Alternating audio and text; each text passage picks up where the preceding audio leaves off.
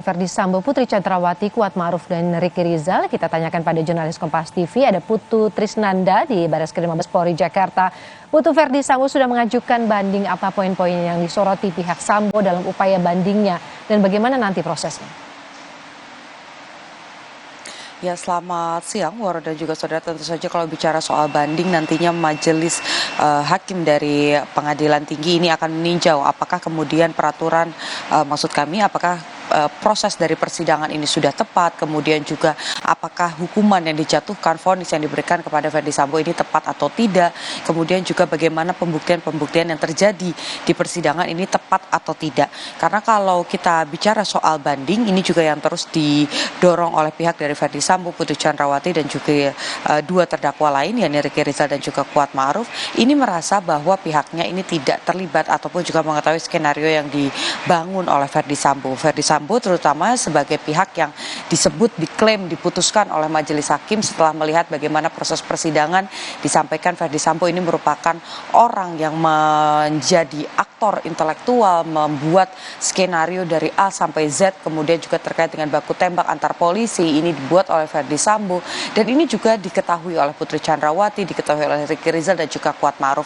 Oleh karena itu kemarin Verdi Sambo divonis dengan vonis mati, kemudian Putri Chandrawati ini divonis dengan pidana penjara selama 20 tahun, lebih berat daripada tuntutan jaksa penuntut umum. Ricky Rizal dan juga Kuat Ma'ruf ini juga divonis dengan pilihan dari majelis hakim yang lebih berat daripada jaksa penuntut umum. Kuat Ma'ruf 15 tahun, sementara Ricky Rizal ini dituntut dengan pidana penjara selama 13 tahun. Karena kalau kita lihat juga, Waro dan juga saudara, yang disampaikan baik itu oleh Verdi Sambo dan juga Putri Chandrawati, yang pertama adalah peristiwa pelecehan seksual ini betul terjadi. Kemudian juga ada pertimbangan di mana pihak dari Verdi Sambo ini menganggap putusan yang diberikan majelis hakim ini tidak serta-merta melihat fakta-fakta di dalam ruang sidang, tetapi hanya mengikuti pernyataan dari Eliezer saja, ataupun juga mengikuti opini publik yang sangat besar begitu dukungannya untuk Eliezer. Nah, hal ini yang kemudian coba dilakukan upaya hukumnya oleh Verdi Sambo dan juga Putri Chandrawati untuk maju ke tahap selanjutnya, ini melakukan banding, dan di satu sisi juga jaksa penuntut umum melakukan hal yang sama agar tidak kehilangan upaya hukum. Jadi nanti ketika Verdi Sambo mengajukan banding, ada tinjauan yang dilakukan, jaksa penuntut umum ini juga terus bisa mengawal kasus ini sampai akhir. Sementara untuk Ricky Rizal dan juga Kuat Ma'ruf, ini keduanya menyatakan bahwa tidak ada niat sama sekali, tidak mengetahui sejak awal bahwa memang akan ada perencanaan terkait dengan skenario yang dibentuk oleh Verdi Sambo. Kemudian juga Kuat Ma'ruf ketika keluar dari ruang sidang usai divonis oleh majelis hakim menyatakan dengan tegas akan mengajukan banding karena tidak memiliki niat untuk membunuh Brigadir Yosua Huta Barat. Walaupun di ruang sidang ini disampaikan Kuat Ma'ruf ini sempat menutup beberapa pintu dan juga jendela serta tirai di rumah Duren 3 padahal masih siang hari.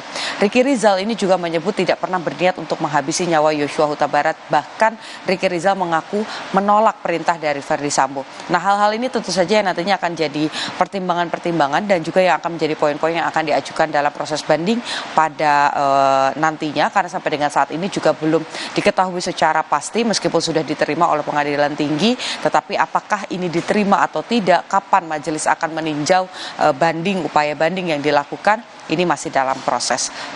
Waro. Dan berencana juga ada kasus penghalangan penyidikan atau obstruction of justice. Singkat saja Putu, kapan nantinya sidang vonis pada 6 terdakwa OJ ini akan dilakukan?